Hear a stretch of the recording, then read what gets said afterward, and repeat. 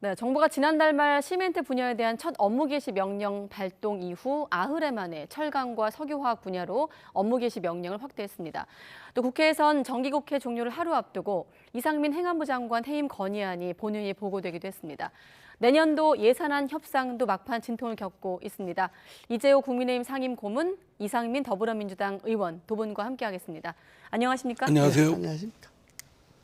네, 지난주에도 화물연대 파업으로 두 분과 얘기를 했고 기억에 남는 대목은 고모님께서는 국토부 장관 정도는 좀 문을 열어야 된다. 대화의 문 강조하셨고 이 의원님은 정부가 조직폭력배냐 이렇게 거치게 또 표현하시기도 했는데 그때 상황이 좀 바뀐 건 없는 것 같고요. 자, 이번 화물연대 파업 보름째 어떻게 좀 보고 계십니까?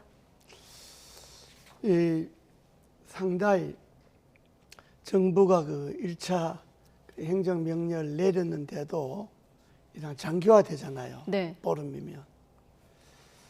거기다 오늘도 2차 행정명령까지 네, 업무 개시 명령. 예. 그러니까 생산 현장에서 피해는 점점 늘어나잖아요. 예.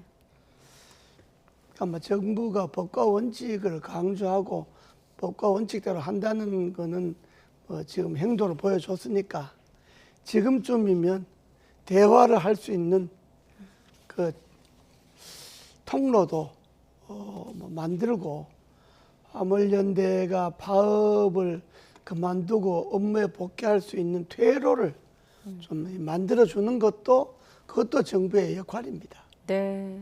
정부의 역할을 먼저 강조하셨고 어떻습니까? 국회가 그걸 좀 할 수 있을까요? 일단 민주당이 정부 여당 제안, 그러니까 안전운임제를 3년 더 연장하는 것을 수용하겠다는 입장을 밝혔거든요. 네, 그러니까 지금 국회도 놀면 안 되죠. 네. 지금 화물연대가 저렇게 장기적으로 파업을 벌이고 국가 경제에 어쨌든 심대한 영향을 주고 있고 네. 또 정부도 물러설 기미를 안 보이고 강대강으로 지금 나가고 있으니까 이를 푸는 건 결국은 국회가 제 역할, 여야가 제 역할을 못했기 때문에 생긴 문제이기 때문에 네. 빨리 지금 안전운임제 일몰과 관련된 문제들에 대해서 할 수 있는 타결을 빨리 줘야죠. 네. 예. 그러면은 일단 화물연대 측도 일정 부분 수용할 수 있는 명분이 되고 정부 측도 좀 물러설 수 있는 명분이 돼서 조금 중장기적인 것은 차후로 미루더라도 네. 화급한 안전운임제 관련된 것은 여야 간에 빨리 타결을 지었으면 좋겠습니다. 네, 일단 근데 국민의힘은 선복귀 후 논의 원칙을 내세우고 있는데 그렇게 퇴로가 그게 많은 꼭뭐 걸까요? 선복귀 후 논의 그게 따질 필요가 있습니까? 지금 네. 논의하면 되죠. 논의해서 어떤 여야 간의 합의 타결이 되고 화물연대 측에서도 만족스럽지는 않지만 예. 수용을 하고 정부도 좀 물러서고 그리고 네. 이제 이를 근본적으로 해법을 찾는 노력을 네. 정부나 여야 국회에서 좀 지혜를 모으고 그러면 되지 않겠나 싶습니다. 혹시 민주당에서 화물연대를 좀 설득하는 좀 뭐 그런 방안들도 있는 건가요? 분위기가? 나름 개별적으로는 이렇게 얘기를 하는데 예. 저쪽도 화물연대도 하나의 조직 원리가 있고 명분이 있지 않습니까? 네. 또 파업을 이미 실행이 됐고 네. 그런 입장에서는 쉽게 그렇게 물러서기는 쉽지 않은 것 같습니다. 결국은 네. 정부와 여당 특히 정부가 그 정부는 그 야당이나 또는 이 노조하고 싸우는 것이 역할이 아니지 않습니까? 네. 뭐 제압해봤자 무슨 의미가 있습니까? 또 사회적 약자들이고 그래서 좀 해법 해결에 좀 나서 주었으면 좋겠습니다. 그렇습니다. 저 야당이 정부 안에 그 일몰제 3년 연장안을 받아들였다고 하는 것은 네. 상당히 그 대화의 실마리를 제공한 거니까 여당도 그 무슨 복귀 후 논의하자 이렇게만 나가지 말고 예. 3년 연장안을 갖고 야당이 화물연대와 합의를 보도록 하고 네. 품목 확대 문제는 논의기구, 협의기구를 만들어서 논의하자고 하니까 예. 이것도 화물연대하고 협상을 해갖고 화물연대가 받아들이도록 하고 지금 정부가 더 이상 물러설 수 없는 거니까 이 화물연대 대로를 여야가 합의해서 만들어내야 합니다. 그러니까 네. 야당이 3년 정부 연장안을 받아들였다고 하는 것은 상당히 진전된 이야기입니다. 네, 알겠습니다. 그리고 이상민 행안부 장관 해임 건의안과 예산안으로 좀 복잡하게 얽혀 있는 국회 소식으로 넘어가겠습니다. 민주당이 발의한 이상민 장관 해임 건의안 본회의에 보고가 됐고 내일 본회의 앞두고 있는 상황이거든요. 자, 해임 건의안 추진 민주당 입장에선 좀 나름의 속도 조절입니까? 뭐 어쨌든 네. 그 저희 국민의 당 상당수가 네. 이상민 장관의 해임을 원하고 있고 또 야당인 입장에서는 그 국민의 소리를 외면할 수가 없습니다. 네. 뭐 유야야 모른 척할 수도 있을 수도 있겠지만 그 상당수의 국민들이 이상민 행안부 장관의 해임을 원하고 있기 때문에 예. 그 민심을 받들어서 저희는 실행을 한 것이고요. 예. 네. 그래서 지금 남아 있는 기간은 오늘 보고가 됐으니까 내일 하루뿐입니다. 해임안이 처리되기를 기대합니다. 네, 현실적으로 민주당이 택할 수 있는 것이 해임안 이제 보고인데 사실 저것도 윤석열 정부가 이태원 참사나고 네. 정치적 책임으로 해안부 장관을 먼저 사임시켰으면 뭐 저런 일이 없을 텐데 네. 어쨌든 저를 끌고 오다 보니까 오히려 이상민 장관 해임안이 완전히 하나의 문제가 되어 버렸는데 제가 생각하기로는 민주당이 해임안을 무슨 처리해서 정부가 받아들이라고 생각하고 한 건 아닌 것 같아요. 예. 그러니까 이 정기국회 예산안이 걸려 있는 거니까 이 해임안하고 또 여당은 예산안하고 두 개를 대화 테이블 올려놓고 네. 일괄 타결하는 그런 방식으로 오늘 밤 늦게라도 네. 뭐 해결을 하는 그런 수가 있는 거지. 네. 이 회의만 보고를 했는데 여당인 우린 참여 안 한다 그래봤자 소용이 좀 없게 돼 있거든요. 예. 과반님 찬성하면 되는데 뭐 민주당 단독으로도 어차피 통과시켜 버릴 거니까. 네. 그건 별 여당으로서도 이상민 장관 해임안에 대해서 뭐 좋고 나쁘고가 선택 여지가 별로 없어요 지금. 네. 그래 그럴 바에야 예산안을 놓고 야당과 협의를 해갖고 해임안과 예산안을 동시에 타결하는 그래서 국회의 마지막 정기국회를 좀 마무리를 잘하는 네. 그런 수순밖에 없습니다. 그러니까 고모님 말씀을 정리하면 국회법상 본회의 보고하고 나서 24시간 이후 72시간 안에 네. 무기명 투표로 표결해야 되는데 재적 의원 과반이 찬성하면 가결할 수 있고 예. 민주당은 169석이니까 단독 처리가 가능한 예. 그 상황을 설명하셨거든요. 자, 그런데 지금 내일이 본회의고요. 어떻게 되는 겁니까? 민주당 같은 경우는 지금 만약에 이제 대통령이 이걸 거부할 경우 국정조사 지켜보면서 탄핵소추안 발의까지 검토하겠다는 입장이잖아요. 뭐 그거는 이제 네. 저희는 해임 건의 탄핵 소추를 강하게 요구하는 당내 목소리나 예. 국민의 목소리를 이제 대변하기 위해서 했던 것이고요. 그래서 이제 1차적으로 해임 건의를 의결을 해서 표결을 통해서 국회의 의사를 표명하고 네. 그러면 대통령이 이제 그에 대한 판단이 남아 있지 않겠습니까?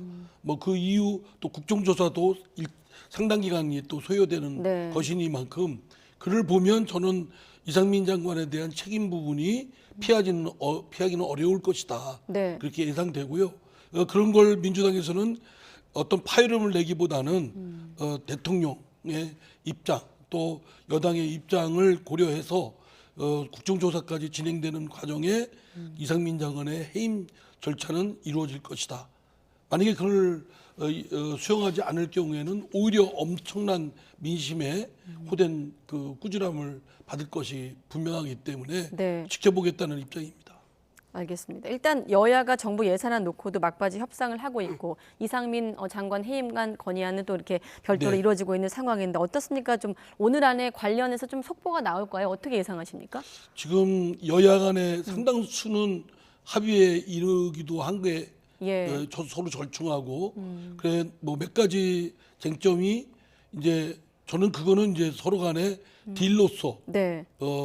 민주당이 원하는 어떤 항목이 있을 거고요. 네. 또는 국민의힘 또 여당 정부 여당이 꼭 지켜야 되거나 반영되고자 하는 것이 있을 테고 네. 이거는 저는 주고받고 하게 하면 정치적 타결을 이룰 수 있다고 봅니다. 네. 혹시 덧붙이실 말씀이 있으세요? 그렇습니다. 네. 뭐 이게 어차피 내일이 마지막 날이잖아요. 네. 9일. 내일이 밤 12시까지인데 그 전에는 지금 여야가 이해관계가 엇비슷하게 지금 맞아 들어가기 때문에 네. 저는 뭐 잘하면 오늘 밤 늦게라도 뭐 내일이라 어쨌든 내일 정기국이 끝나기 전에 난 이 문제는 여야가 합의를 보리라고 봅니다. 네. 대체로 이제 뭐 이런 거 하면 끝까지 막바지 마지막 시간까지 예. 가서 하는 경우가 극한까지를 대부분이거든요. 많이 봤어요. 그래서 네. 저희도 뭐 그게 다 연말마다 보던 그림이긴 벼랑 끝 합니다만. 전술이라는 거는 뭐 북한에만 있는 게 아니고 네. 알겠습니다. 아무튼 국회의장도 오늘 내 합의 처리를 주문했고 원내대표끼리 또 막판 줄다리기 이런 보도가 나오고 있는데 혹시 추가적으로 저희한테 소개해 주실 내용은 없으세요? 들으신 내용 중에? 예, 뭐 지금은 이제 뭐 극소수의 양당 지도부와 예. 예산 예결위 네. 간사 뭐 등들만 협의하고 있기 때문에 네. 뭐 아주 상세한 진행 상황은 좀 지켜봐야 될 것 같습니다. 네, 알겠습니다. 혹시라도 오늘 뭐 속보가 나오면 또 YTN 통해서 확인하기로 하고 다음은 각 당 내부 상황 들여다볼 텐데 먼저 국민의힘 안에서 지금 며칠 동안 수도권 MZ 대표론 얘기 나오고 예. 있지 않습니까? 거기에 대한 좀 생각을 들어보고 싶은데 지금 정진석 비대위원장 또 주호영 원내대표까지 발언을 얹으면서 여러 가지 좀 해석이 예. 나오고 있는데 먼저 고문님께 여쭤볼게요. 그거는 조영 원내대표가 한 발언은 일반론입니다. 일반론. 여당이 네. 다 뭐 젊은 세대들 호응을 받아야 되고 또 현 총선에서 젊은 세대들이 지지를 받아야 되고 수도권이 서울, 경기, 인천의 의원들이 전체 의원이 반이 넘는데 그럼 수도권에서 의석을 많이 확보 안 하면 여당이 어디서 의석을 확보하겠습니까? 예. 아이고 뭐 어차피 호남은 안 되는 거고 영남, 충청 의석이 빤한데 그러니까 그거는 일반적으로 늘 하는 이야기입니다. 늘 조영 대표가 뭐 별스럽게 한 이야기가 아니고 네. 그건 당에서는 일반적으로 하는 이야기인데 그걸 꼭 뭐 별스럽게 들고 문제를 삼으니까 저게 시끄러워지는 건데 네. 저 시끄럽게 할 이유가 아무도 없는 거예요. 그게 이제 별스럽게 생각을 안 할 수가 없는 것이 네. 이재호 고문께서 계속 뭐 하시는 말씀이니까 그렇게 해오셨으면 뭐 그렇게 그냥 그런 말씀 하시는구나 생각할 텐데 네. 주호영 원내대표는 그 전에 그런 말 한 적도 없고 뜬금없이 툭 던진 건데 네. 그 전후 사정을 보면 소위 윤핵관이라는 의원들이 윤 대통령과 그 대통령 관저에서 뭐 부부동반에서도 했고 또 곧이어서 그 국민의힘 지도부와의 윤 대통령과의 회동 만찬이 있었고 그리고 또 주호영 원내대표가 또 별도로 단독 심야 윤 대통령을 만났다는 거 아니겠습니까? 예. 그러는 중에 그게 툭 나오고 그러면 뭐 수도권 MZ 제가 볼 땐 저 한동훈 장관은 거기에 해당되지도 않는데 MZ도 아니잖아요. 그 MZ 세대에 비하면 훨씬 늙은 분인데 MZ의 세대의 지지를 받는 이제 정확히 말하면 이제 그렇지도 않은 후보인데 것 같은데. 여기서 그러다 보니 아까 별스럽다고 말씀하셨는데 반응들도 여러 가지 나오고 있었거든요. 아까 지나갔습니다만 내부 디스라는 말도 있고 오히려 그 MZ 세대의 지지 받는 후보가 나다 이런 또 반응도 근데 있었고요. 문제는 네. 그 MZ 세대 지지를 받고 뭐 수도권 이게 문제가 아니고 네. 용산 대통령실에 갔다 와서 왜 그 이야기 했냐? 예. 대통령실에 의중이 실린 것 아니냐? 그걸 조영 원내대표가 네. 이 간접적으로 이야기해 준 것 아니냐? 이것 때문에 이제 그 예. 출마 예상자들이 신경을 곤두 세우는데 근데 여기저기 당권에 나온다는 분들이 다 윤석열 대통령 만나고 온 거를 지금 공개하고 있지 않습니까? 예, 예. 흘리고 있거나. 그러니까. 그거 보면 윤석열 대통령의 마음은 특정 한 사람한테 당대표를 맡기고 싶지 않고 한 10명 가까운 분들 공동대표로 맡기고 싶은 아니 데가 있는 그런데 것 같아요. 네. 제가 제 나름대로 뭐 저 원내대표 인데도 이야기를 들어봤고 용산 그 대통령실 쪽에서도 이야기를 들어봤는데 아, 네. 주 대표하고 만난 자리에서 그런 이야기는 전혀 나온 일도 없대요. 아, 뭐 대통령이나 주 예. 대표나 그런 이야기는 근처간 이야기도 안 나오고 그런데 그것이 이제 주 대표가 되고서 뭐 강연인가 뭐 네네. 세미나 하면서 했다는데 그것도 그 자리에 참석했던 기자들 이야기를 들어봤는데 그 자리에서 그런 말 한 일이 없대요 주 대표가 그런 멘트를 무슨 네. 이름을 누구 적시하고 뭐 이런 걸 한 일이 없는데 이게 이상하게 말이 와전돼서 저렇게 시끄럽게 되니까. 자, 그러면 고모님 여기 아까 예. 김기현 의원님이 아까 들으셨다고 하셨으니까 주호영 원내대표가 현장 분위기를 모른다고 했는데 그건 어떤 의미입니까? 현장 분위기라는 거는. 아, 당심은 뭐 그렇지 않다 이 말인데 그거는 제가 보기에는 당의 전반적인 분위기는 조영 의원이 말한 게 맞아요. 네. 예, 그거는 지금 그 자기 당 대표 하겠다고 나서는 사람들이 다 자기 유리하게 자기 입장에서 이제 해석을 하고 발언을 하는데 그건 옳지 못하고 당의 일반적인 분위기는 그래요. 좀 젊은 사람들과 좀 수도권에서 지지를 받을 수 있는 그런 사람이 네. 나왔으면 좋겠다 하는 거는 당의 일반적인 분위기예요. 예. 그거는 국민의힘뿐만 아니라 민주당도 마찬가지일 거예요. 민주당도 뭐 당 대표가 호남의 지지만 받는 사람이 되겠다 이런 소리 하겠어요. 네. 말은 다 의석수가 많은 수도권에 대해 지지받아야 된다 그러지. 네, 아무튼 주호영 원내대표 이 수도권 MZ 대표론 때문에 다시 한번 아까 고모님께서는 대통령의 의중이라고 하셨는데 그걸 바꿔 말하면 이른바 윤심이겠죠. 네. 윤심 놓고 또 여러 신경전도 벌어지고 있거든요. 잠깐 들어보도록 하겠습니다. 김기현 의원님 얼마 전에 대통령 만나고 오셨잖아요. 관저에서 3시간 독대. 사실 뭐 윤석열 대통령님하고 저하고는 자주 뭐 이렇게 만나기도 하고 전화도 하고 그렇게 하거든요. 예. 그러니까 뭐 새삼스러운 일도 아니고 수시로 뭐 전화드리면 또 전화 시간 되면 받으시고 안 되면 나중에라도 콜백도 하시고 하면서 대통령께 뵙자고 하면 대통령 항상 열린 마음으로 받아주십니다. 의원님 그럼 조만간 가실 계획이세요? 뭐 당권 뭐 주자를 오르내리고 당권에 그가 있는 한 솔직히 어떤 윤심을 파는 듯한 그런 행위를 절대로 안 한다. 대통령 만났다고 해서 세상에 네. 아니 그게 언론 플레이하는 게 말이 됩니까?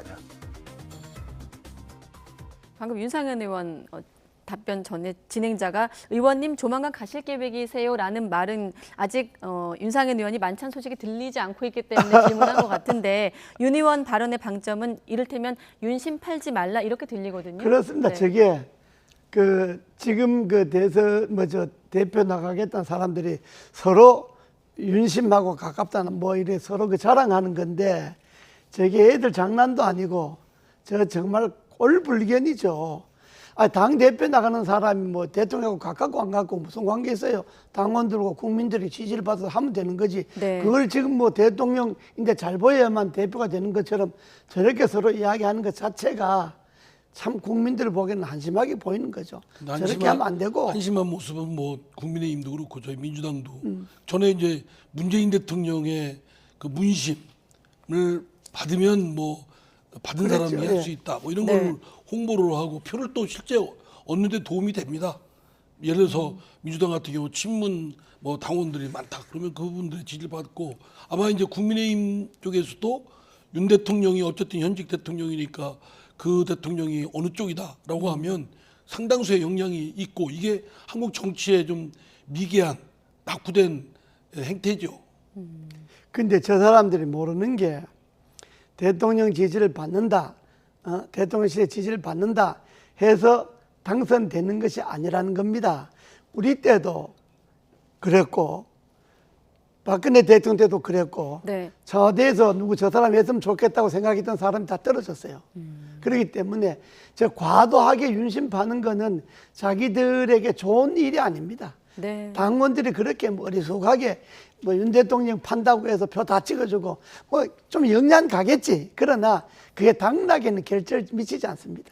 네. 이런 글쎄, 분위기 속에서 혹시 말씀하실 거 있으세요? 아니 뭐 이제 고모님은 이제 좋은 뜻으로만 이제 좋은 면만 보시는데 제가 볼 때는 꼭 그렇게 긍정적인 부분만 있는 것도 아니에요. 상당히 이그러져 있고 또 어쨌든 당의 권력자, 당의 그런 대통령이 또 지위를 갖고 있다면 그 사람, 그 세력들의 영향 또한 엄청나게 작용을 하기 때문에 네. 그게 사실은 당내 민주주의의 저해 요인이죠. 네.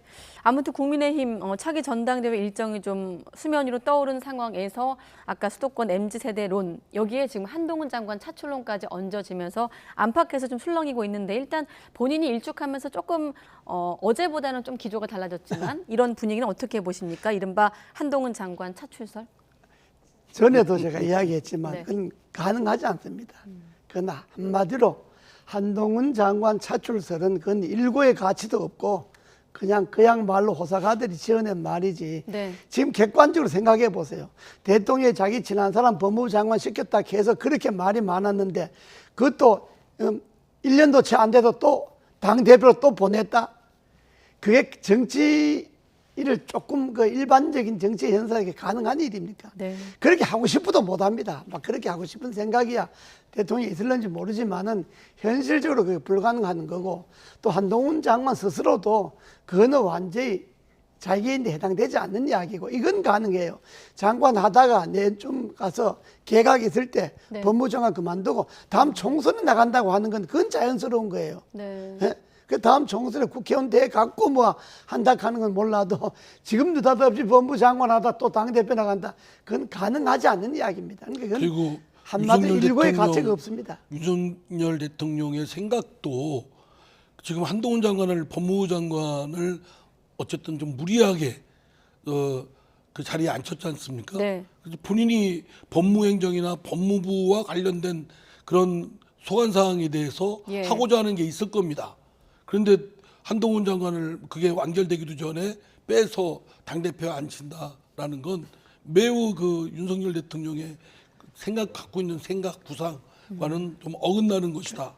잘 모르고 하는 뭐 마치 그 이 당대표 또 이 장관 자리를 공깃돌로 생각하는 사람들의 얘기입니다. 네, 알겠습니다. 그러면 일단 권력만 잡으면 뭐든지 할 수 있다.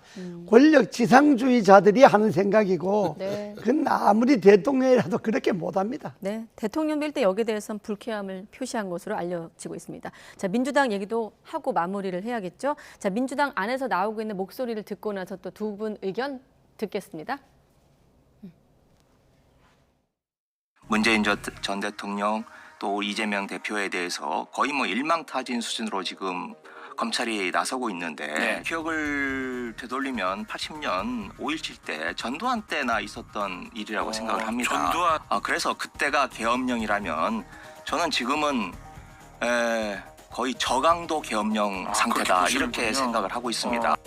아니 수사지휘는 절대 안 하겠다라고 뭐 매 시기가 될 때마다 한동훈 장관을 이야기했는데 어제는 사실상 언론에 내놓고 수사지휘를 한 거라고 저는 봐야 됩니다. 현 정권 입장에서는 정치적 부담이 아니라 정치적 활용 소재로 보는 거죠. 득이 된다라고 생각하기 때문에 전방위적인 사정과 정치 보복을 한다라고 생각을 합니다.